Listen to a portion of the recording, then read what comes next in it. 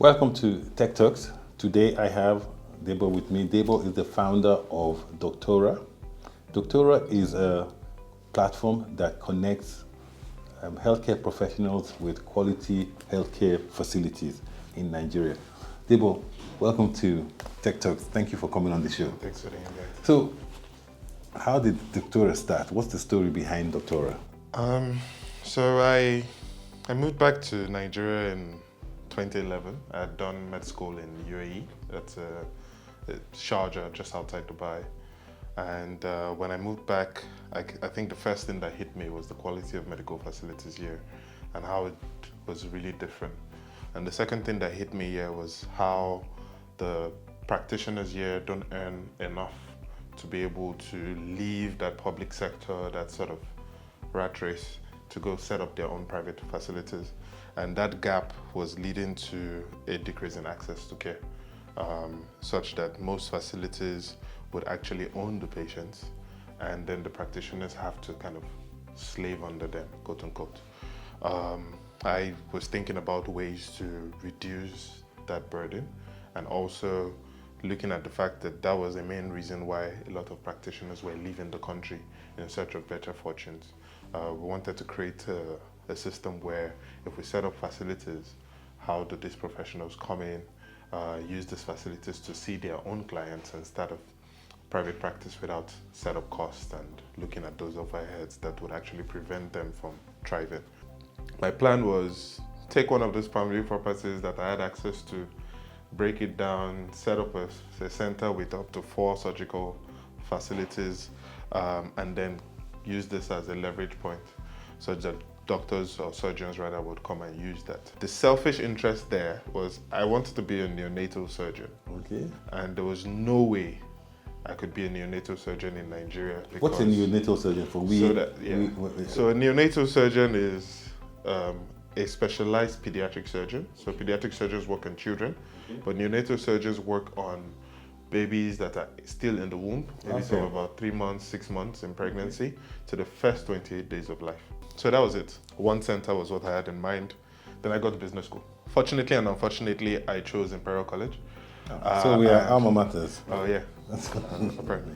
I chose that, and so much tech, so much informatics and all that. And after 3 months there, I had met my co-founder Beatrix Wu, who is from Hong Kong, and she had the idea of creating an application that belonged to the patients, and the patients can use that application to carry their medical records around.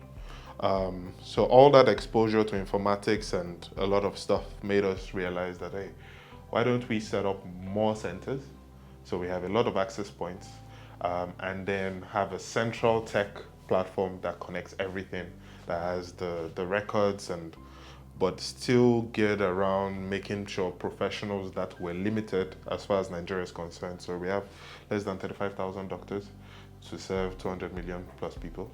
We needed these doctors to roam across more centers and create access without having to burden people with queues, right?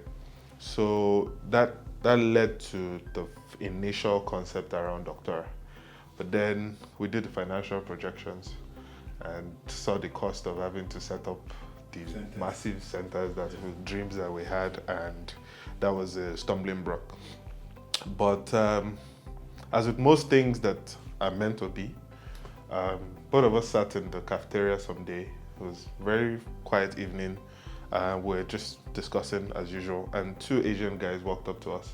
They had created an algorithm to reprice the cost of food in restaurants during off-peak periods, right? They needed business school students, obviously, to help them with the business plan and all that. So we took on the project and helped them with their business plan. But in there, I got exposed to spare capacity and how you could take spare capacity and trade it. So that was a vital component that we added to it. So we went from trying to set up a lot of centers to going to existing centers and saying to them, hey, you have spare capacity. Why don't we take this spare capacity off you, rent it to doctors that need it, and that way you make money, they make money, we also make money.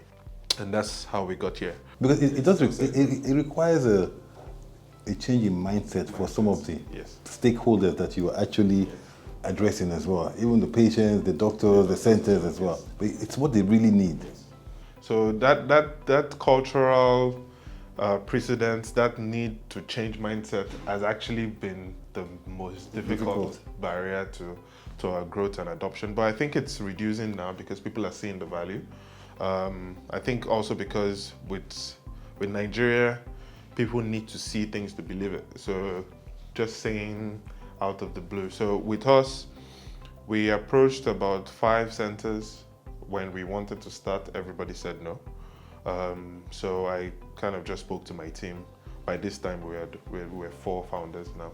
And they said, so what do we do? And I said, okay, I'm going to speak to my folks and see if I can get some properties and convert them into clinics. So we converted 3, released the pictures, and then people saw it, understood what we're talking about. That's down the facility owners. And within a 6-month period, we went from 3 facilities to 18. And within a year, we went to 30 facilities. Right now, we have 30 facilities onboarded, 88 on our waiting list. So let me just try to paint a scenario. Yes. It means that I could be a professional in the UK. Yes. I have some leave time and I want to actually come back to Nigeria to work. I can log on to Dooctora, Yes. connect to the different healthcare facilities depending on the type of equipment that there is, and meet my patients or meet patients there that require a service that is not available in Nigeria. Exactly. And the added advantage now is what we've done, that you can actually schedule, you can actually pre-announce to the patients that, oh, this is my schedule for March when I'm going to be in Nigeria. I'm going to spend 2 weeks in Lagos, 1 week in Abuja, another week in Ekiti, and then I'm back to the UK. So that people could already start to pre-book you, and maybe even in some cases start to consult you with consult video calls. Yes, but I went to your website and really, so if I was looking for, if I had a particular illness, I could put it in there, Yes. Choose my location, and then if the service was available, Yes. it will tell me the address and the location. Exactly. So what we've done is that we've done it by specialty. So I need a gynecologist in Lekki. Search. All the gynecologists in Lekki show up, right?